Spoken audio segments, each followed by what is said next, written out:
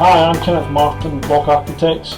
I'm here today specifically to talk to you about our 5 top tips about self-build projects, and specifically what to do prior to the purchase of the plot. Tip number 1 is always get the architect along to have a look at the plot. There quite often is some things that the layman, the layperson who's never done this before would not typically pick up on. For example, there could be electricity wires running across the site which need to be diverted. There may be geographical features surrounding the site, i.e. tree belts or steep slopes, which may have an effect on the layout of the site.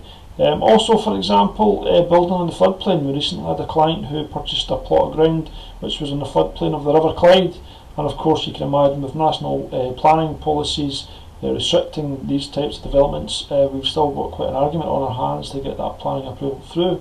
So be very careful with these issues, and do get your architect on site prior to purchase. Tip number 2, always make sure you've got either outline or detailed planning approval in place. Make sure that is a condition of the purchase, because there's a lot of cheap ground out there just now that's being offered at very tantalising prices, and of course they don't have any kind of consent in place. So do make sure that you can obtain that and speak to your architect about that. Tip number 3, fully serviced plot doesn't mean that your gas, water, electricity is 500 yards down the road.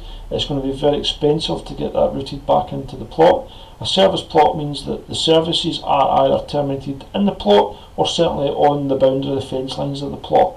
If that isn't the case, you could have quite an expenditure to get services redirected.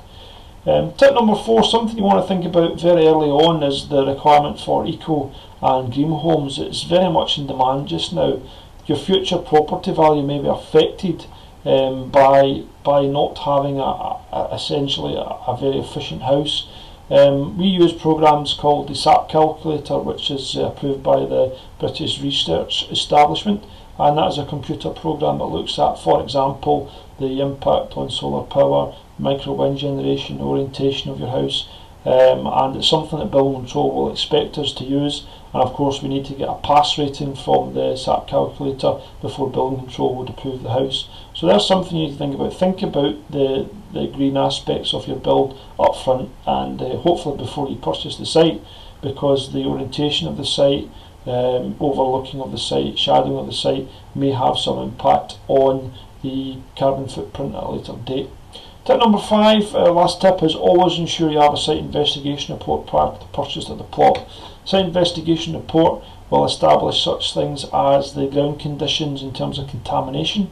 Some sites we've dealt with in the past have been like landfill gap sites, which potentially, well, one was a petrol filling station which had petrol contamination and all contaminants in the ground and was very, very expensive to remove, and quite rightly so, the client pulled out of that particular purchase. Another thing that the site investigation report would do for you will allow you to establish the ground conditions in terms of bearing pressures for foundations.